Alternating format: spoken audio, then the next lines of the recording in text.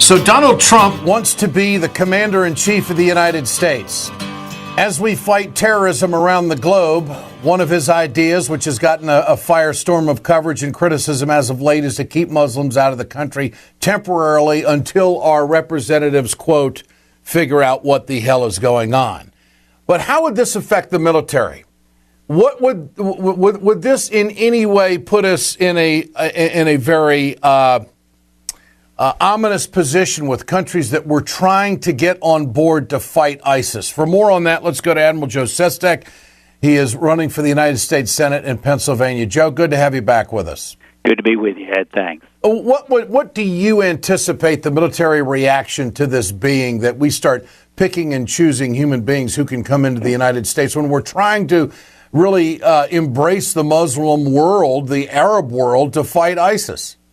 The military will, obviously, as always, keep its mouth shut and keep stepping forward. But its leadership will actually have it very consciously in their minds, because a lot of what we do at the top level in the military is do the engagement with leaders of these countries that at times our men and women walk through.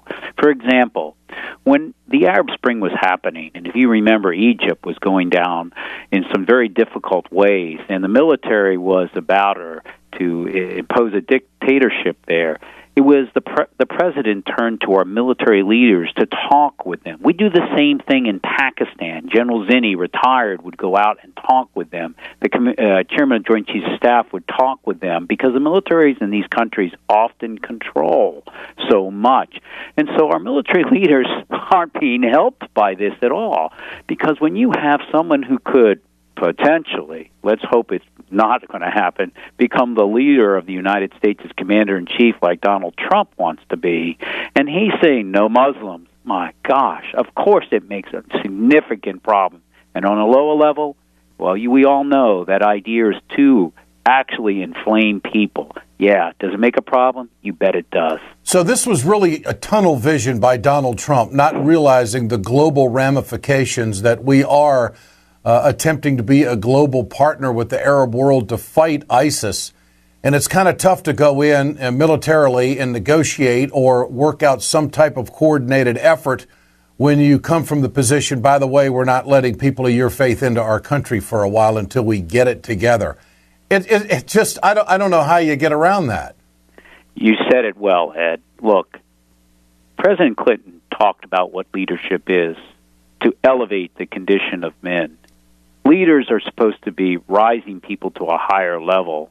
Donald Trump, all he does is prey upon concerns, at times fears of people.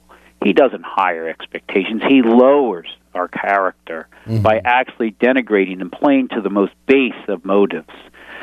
This is a leader? Absolutely not. And yet nobody in the United States military would follow a person in battle like that out there if he was platoon leader, because you know that he's about himself and politicizing anything to gain what he wants. That's all it's about. Interesting. And yet he is trying to figure out where all the hatred's coming from. Here it is. So you have been saying that until we figure out what's going on. What exactly does that mean? Figure out what? What is there to figure out? Why is there such hatred and such viciousness? Why is somebody willing to fly airplanes into the World Trade Center and go after it even prior to that?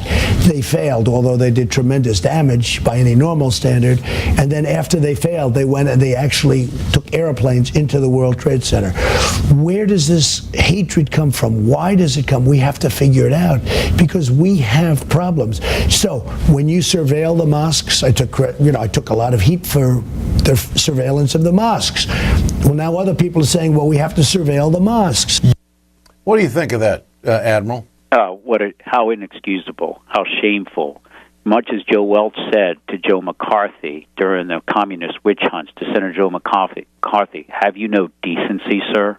Look, I walked on the ground in a Muslim country in Afghanistan when I headed the Navy's anti-terrorism unit. I fought alongside my carrier battle group as we were doing strikes with those of the Muslim faith.